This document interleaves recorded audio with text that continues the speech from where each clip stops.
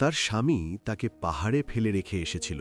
যখন সে জানতে পারল যে সে সন্তানহীন, তাকে পাথর এবং ঠান্ডার মধ্যে একা ফেলে রেখে।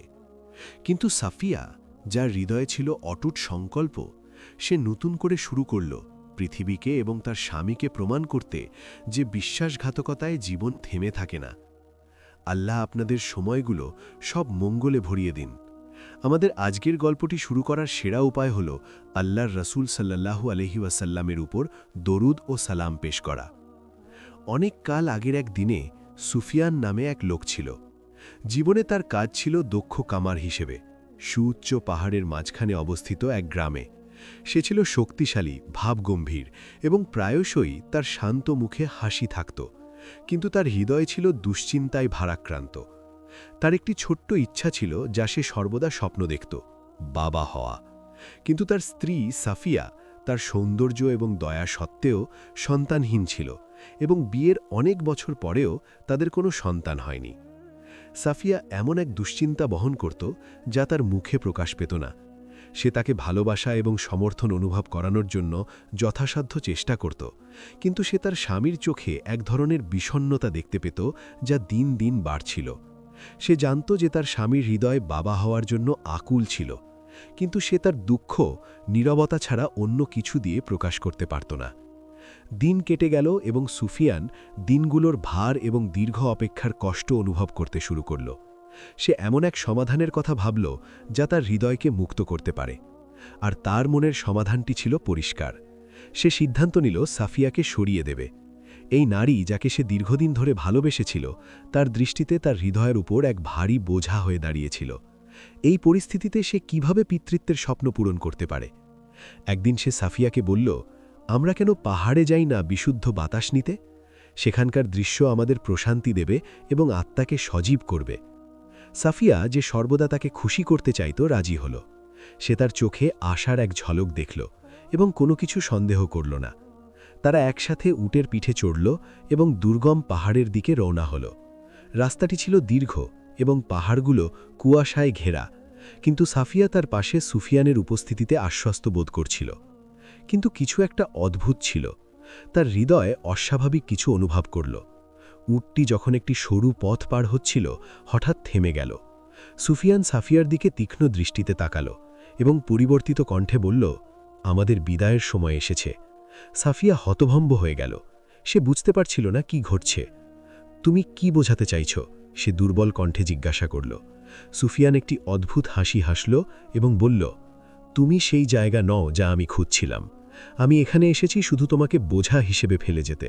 আমার জীবন তোমাকে ছাড়া আরও ভালো হবে। সে সাফিয়াকে হতভম্ব অবস্থায় উটের লাগাম ধরে রাখা অবস্থায় রেখে গেল, যখন সে অন্ধকারে দূরে চলে যাচ্ছিল। তার চারপাশে অন্ধকার বাড়ছিল এবং নিস্তব্ধতা আকাশ বাতাস পূর্ণ করছিল। একা ঠান্ডা পাথরের মাঝে হারিয়ে যাওয়া। সে অনুভব করল যে সবকিছু তাকে পরিত্যাগ করেছে। সে বিস্ময় এবং গভীর দুঃখে আক্রান্ত হল, কিন্তু সে নিজেকে সামলানোর চেষ্টা করল।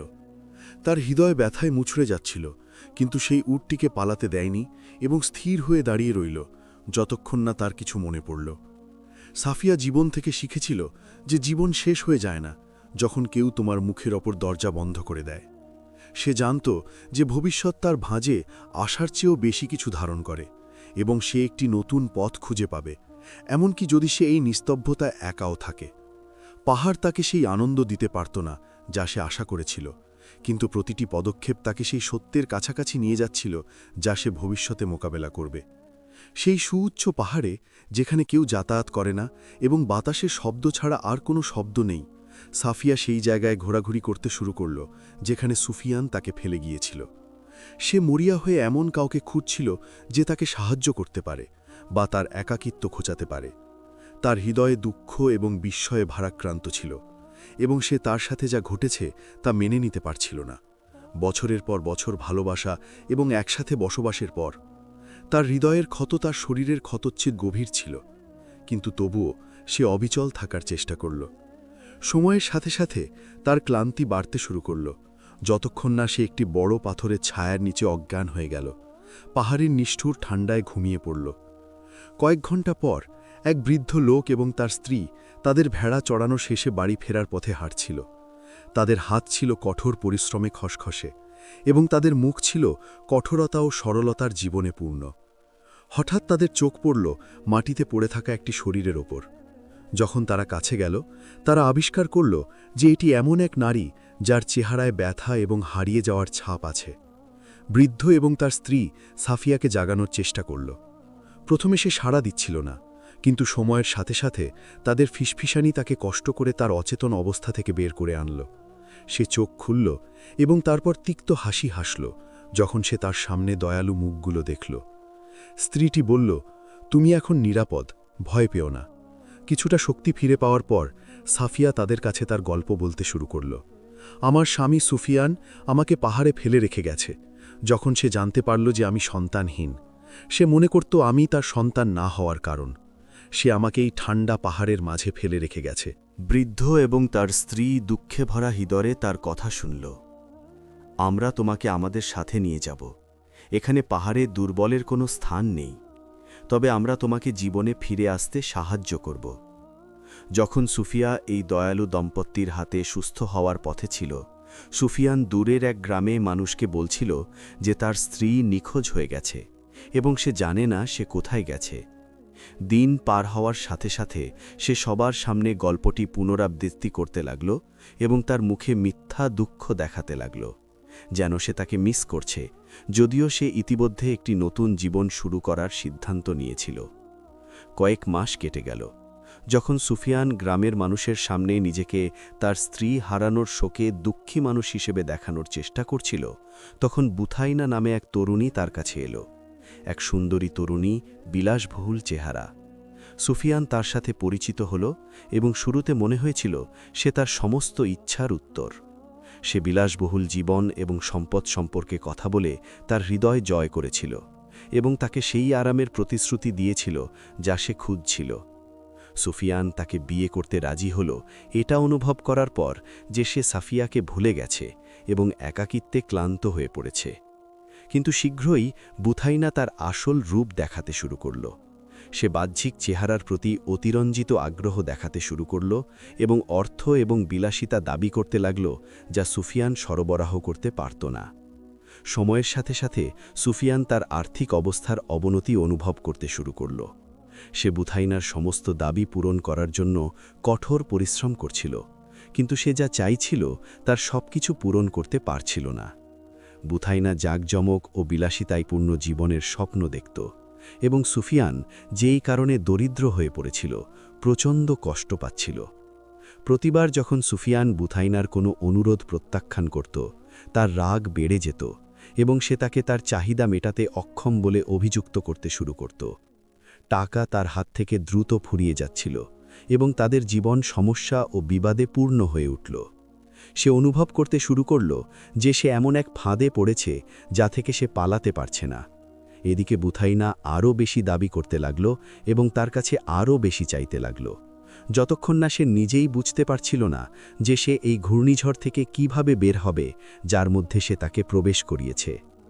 3 বছর কেটে গেছে যখন থেকে সুফিয়ান তার স্ত্রী সাফিয়াকে পাহাড়ে ফেলে এসেছিল। তখন থেকে তাদের দুজনের জীবন সম্পূর্ণ ভিন্ন দুটি পথে চলছিল। সাফিয়া তার গভীর ক্ষত থেকে সেরে উঠেছিল এবং শিখেছিল যে জীবন তার জন্য অপেক্ষা করবে না।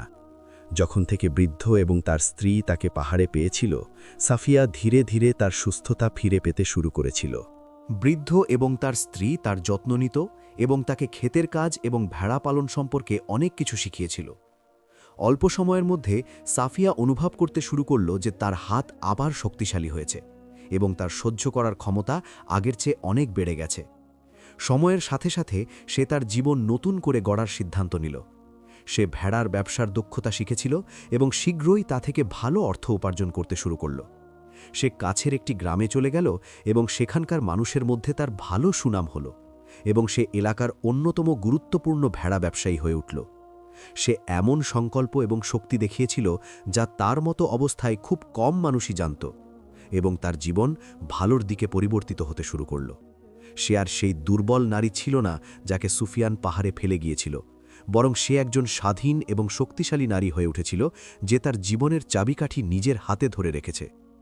অন্যদিকে সুফিয়ানের জীবন ধ্বংসের দিকে গড়িয়ে যাচ্ছিল। জীবনে তার সাফল্যের কোনো নিশ্চয়তা ছিল না। সময়ের সাথে সাথে সে বুথাইনার ক্রমাগত দাবির কারণে চরম দারিদ্র্যে ভুগতে শুরু করল, যা সে পূরণ করতে পারছিল না। তাকে খুশি করার জন্য সে তার টাকা হারিয়েছিল, কিন্তু তার একগুয়েমি এবং অসন্তোষের সাথে সে বড় আর্থিক সংকটের মুখোমুখি হতে শুরু করল। নিজেকে খাওয়ানোর জন্য তার কাছে পর্যাপ্ত টাকা ছিল না এবং সে নীরবে কষ্ট পাচ্ছিল। সময়ের সাথে সাথে বুথাইনা সুফিয়ানকে ছেড়ে দেওয়ার সিদ্ধান্ত নিল। তার অনুভূতির প্রতি বা তার সাথে কাটানো সময়ের প্রতি তার কোনো মূল্যায়ন ছিল না। সে অন্য সব কিছুর চেয়ে বিলাসিতায় বসবাস করতে পছন্দ করত এবং সুফিয়ান তার ওপর বোঝা হয়ে দাঁড়িয়েছিল। তারা তাদের বিয়ে ভেঙে দিল যখন এটি এমন এক পর্যায়ে পৌঁছালো যা ঠিক করা অসম্ভব, এবং বুথাইনা সেখানে ফিরে গেল যেখানে সে বিয়ের আগে ছিল, অন্য কাউকে খুঁজতে যে তাকে সেই বিলাসবহুল জীবন দিতে পারে যা সে আশা করে। সুফিয়ান একা হয়ে রইল, শুধু তার জীবনেই নয়, তার হৃদয়েও। সব কিছু হারানোর পর সে সাফিয়ার সাথে যা করেছিল তার জন্য অনুশোচনা অনুভব করতে শুরু করল। তার হৃদয়ে দুঃখে পূর্ণ ছিল এবং সে ভাবতে লাগল যে তাকে এভাবে একাকিত্ব এবং দুঃখের মুহূর্তে ফেলে দিয়ে সে কি মারাত্মক ভুল করেছে। সে বুঝতে শুরু করল যে সে যে শাস্তি পেয়েছে তা সাফিয়ার সাথে সে যা করেছে তার ফল। সে নিজেকে তার বিবেকের আয়নায় দেখছিল, যা তাকে তিরস্কার করছিল এবং তাকে মনে করিয়ে দিচ্ছিল সে কি করেছে। একই সময়ে বুথাইনা তার জীবন চালিয়ে যাচ্ছিল, বিলাসিতার যত্ন পূরণের জন্য অন্য পুরুষের খোঁজ করছিল। কিন্তু সে জানত না যে সুফিয়ান অবিরাম যন্ত্রণায় বেঁচেছিল। সে একটি পুরনো বাড়িতে থাকত যেখানে কোনো আশা ছিল না, এমন কোনো সুযোগ খুঁজছিল যা তাকে তার আগের অবস্থায় ফিরিয়ে আনতে পারে। তবুও সে সেই ঘূর্ণিঝড়ের সামনে অসহায় হয়ে দাঁড়িয়েছিল যাতে সে প্রবেশ করেছিল। সে ভালোভাবেই জানত যে সে যা হারিয়েছে তা আর ফিরে পাবে না। অন্যদিকে সাফিয়া এখন সেই দিনগুলোর কথা ভেবে হাসছিল, যখন সে ভেবেছিল যে তার জীবন শেষ হয়ে গেছে। তার মধ্যে এমন শক্তি ছিল যা তাকে নতুন করে উঠে দাঁড়াতে এবং নিজের হাতে তৈরি জীবনের সুরে বাজাতে সাহায্য করেছিল। যা কিছু সে পার করেছে তার পরেও সে ভেঙে পড়েনি, বরং অতীতের চেয়ে শক্তিশালী হয়ে উঠেছে। যখন সুফিয়ান তার পাপের ভারে আর্তনাদ করছিল, তার বেদনাদায়ক স্মৃতিতে হারিয়ে গিয়েছিল, সময় ধীরে ধীরে সুফিয়ানের জীবনে পার হচ্ছিল। দারিদ্র্য তাকে তাড়া করছিল এবং তার ব্যথা প্রতিদিন বাড়ছিল। সে এখন গ্রামের এক ব্যবসায়ীর কাছে কাজ করত, যে গ্রামে সে ভেবেছিল জীবন তাকে সব কিছু দেবে। সে তার কুচকানো হাতে কাজ করত, সারাদিন পণ্য বহন এবং বিক্রি করার জন্য কঠোর পরিশ্রম করত। সব কিছু হারানোর পর এটিই এখন তার ভাগ্য। একসময় তার হাত লোহা পিকিয়ে মহান জিনিস তৈরি করত, আর এখন সে মানুষের দৃষ্টিতে কেবল একজন চাকর। যখন সুফিয়ান বাজারে ব্যবসায়ীর পণ্য বহন করে ঘুরছিল, সে তার দিকে মানুষের দৃষ্টি অনুভব করল। তারা তাকে এখন যা সেভাবেই দেখছিল, দরিদ্র, পরাজিত, তার হাতে কিছুই নেই, শুধু অন্যরা যা দেয় তা ছাড়া। তার হৃদয় বেদনায় মুচড়ে উঠছিল, কিন্তু সেই পরিস্থিতি মেনে নেওয়া ছাড়া আর কিছুই করতে পারছিল না। তার নিজের অন্যায় সিদ্ধান্তের কারণে তার আগের জীবন ভেঙে চুরমার হয়ে যাওয়ার পর একদিন যখন সে বাজারে কাজ করছিল, সে দূরে থেকে একজন নারীকে আসতে দেখল। তার হাতে কিছু ভেড়া ছিল এবং তাকে শক্তিশালী ও মর্যাদাপূর্ণ দেখাচ্ছিল। সে তার কাছে এলো এবং সেই মুহূর্তে সে অদ্ভুত কিছু অনুভব করল, যেন সময় এক মুহূর্তের জন্য থেমে গেছে। এই নারীটি ছিল সাফিয়া, তার প্রাক্তন স্ত্রী, যাকে সে বহু বছর আগে পাহাড়ে ঠেলে এসেছিল। সে তাকে দেখার আশা কখনো করেনি, কিন্তু সে অনুভব করল যে সে একটি অলৌকিক ঘটনার সাক্ষী হয়েছে। সাফিয়া, যে উচ্চ আত্মবিশ্বাসের সাথে হাঁটছিল, শুরুতে তাকে চেনার কোনো লক্ষণ দেখায়নি। যখন সে তার কাছে এলো, সে থামল এবং স্থির চোখে তার দিকে তাকালো। সুফিয়ান তার সামনে দাঁড়িয়েছিল, অনুশোচনা এবং দুঃখের মিশ্রণ অনুভব করে, এমনকি তার হৃদয় বিবেকের যন্ত্রণায় প্রায় ফেটে যাচ্ছিল। সে তার দিকে তাকিয়েছিল, যেন সময় তাকে সেই মুহূর্তে ফিরিয়ে নিয়ে গেছে যখন সে তাকে পাহাড়ে ফেলে এসেছিল। এটি ছিল সেই মুহূর্ত যখন সে আশা করেছিল যে সময় পেছনে ফিরে যাবে, যাতে সে তার আচরণ সংশোধন করতে পারে। কিন্তু সাফিয়া, যে মহান অভিজ্ঞতার মধ্য দিয়ে গিয়েছিল এবং যা তাকে আরও শক্তিশালী ও কঠিন করেছিল, সে সেই বেদনাদায়ক স্মৃতির পরোয়া করেনি। সে তার দিকে তাকালো এবং শান্তভাবে বলল, তার কণ্ঠে কোনো তিরস্কার ছিল না, বরং এতে সেই সমস্ত পবিত্রতা ছিল যা সে সারা জীবন জেনেছে। সে বলল, সুফিয়ান, তুমি যা করেছ তার জন্য আমি তোমাকে তিরস্কার করব না, কারণ মহান আল্লাহই জালিমদের বিচার করেন। তুমি কি জানো, আমি জীবন থেকে শিখেছি যে মানুষের উচিত নয় যা গত হয়েছে তার জন্য অনুশোচনায় হৃদয় ভারাক্রান্ত করা, বরং তাকে ফলাফলের মুখোমুখি হতে হবে এবং তার অভিজ্ঞতা থেকে শিক্ষা নিতে হবে। আল্লাহ জালিমদের উপেক্ষা করেন না এবং আদের ভুলে যাবেন না। তার কথাগুলো সুফিয়ানের হৃদয়ে বজ্রপাতের মতো ছিল, যে তার পাপের ভার অনুভব করছিল যখন সে তার কথা শুনছিল। সে তার সামনে পাহাড়ের মতো দাঁড়িয়েছিল, অতীতের মতোই উন্নত ললাট, এবং তার মধ্যে কোনো দুর্বলতা দেখা যাচ্ছিল না। সে তার শক্তির সামনে অসহায় বোধ করল এবং তার চোখে জল জমে উঠছিল, যা সে দেখানোর সাহস পাচ্ছিল না। তারপর সে যোগ করল, আমি আমার জীবন থেকে শিখেছি, খেতে, ব্যবসায়, পশুপালনে প্রতিটি দিন আমাকে শক্তি এবং ইচ্ছা সম্পর্কে নতুন কিছু শিখিয়েছে। জীবন আমাকে ছেড়ে যায়নি, বরং আমিই ছিলাম যে বিষাক্ত সবকিছু ছেড়ে দিয়েছিলাম। আর তুমি সুফিয়ান, তুমি তোমার পথ বেছে নিয়েছিলে এবং আজ তুমি যা বুনেছ তাই তুলছ। কিন্তু মনে রেখো, আল্লাহ জালিমদের উপেক্ষা করেন না। সুফিয়ান চুপ করে রইল। তার কথাগুলো সেই শাস্তির মতো ছিল যার জন্য সে দীর্ঘকাল অপেক্ষা করছিল। তার হৃদয়ে এমন কিছুই ছিল না যা দৃশ্যের স্বচ্ছতাকে ঘোলাটে করতে পারে, সেই সরল সত্য ছাড়া যা তার সামনে দাঁড়িয়েছিল। আল্লাহই সত্য এবং মানুষ তার কর্মের ফল থেকে পালাতে পারে না। সে এখন বুঝতে পারছিল যে অনুশোচনা তাকে অতীতে ফিরিয়ে নিতে পারে না, কিন্তু জীবন তাকে বিনয়ের সাথে বেঁচে থাকার এবং তার পাপের প্রায়শ্চিত্ত করার সুযোগ দিয়েছে। সাফিয়া তাকে কথা বলার কোনো সুযোগ দেয়নি এবং তাকে কোনো আশা দেয়নি। সে জানত যে আল্লাহই সবকিছুর হিসাব নেবেন। তারপর নীরবে সে ঘুরে দাঁড়ালো এবং দূরে চলে গেল যেমন ছিল, উন্নত ললাট, পেছনে না তাকিয়ে। আর সুফিয়ান, সে সেখানে নিজের উপর ভ্রুকুটি করে দাঁড়িয়ে রইল যখন সে অনুভব করল অনুশোচনা তাকে গ্রাস করছে। এবং সেই মুহূর্ত থেকে সে জানতে পারল যে কেবল অনুশোচনা যথেষ্ট নয়, এবং অতীতে হারিয়ে যাওয়া প্রতিটি মুহূর্ত একটি শিক্ষা বহন করত। কিন্তু ভবিষ্যতের একমাত্র পথ হল মানুষের তার ভুল থেকে শিক্ষা নেওয়া এবং নতুন করে শুরু করা, এমনকি যদি শুরুটা খুব দেরিও হয়ে যায়। আমাদের আপনার মতামত জানান, সাফিয়া যা করেছে তা সঠিক ছিল নাকি না, এবং তার কি সুফিয়ানকে আরেকটি সুযোগ দেওয়া উচিত ছিল নাকি না। আর শেষে চ্যানেলটি সাবস্ক্রাইব করতে এবং বেল বাটনটি চালু করতে ভুলবেন না, যাতে আল্লাহর ইচ্ছায় প্রতিটি নতুন কিছু আপনার কাছে পৌঁছায়।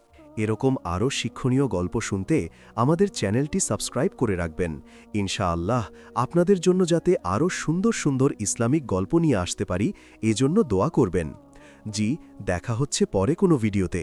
এ পর্যন্ত আমাদের পাশে থাকবেন। আর একটা গুরুত্বপূর্ণ মেসেজ, আমরা মুসলিম হিসাবে সবার ওপর 5 ওয়াক্ত নামাজ ফরজ।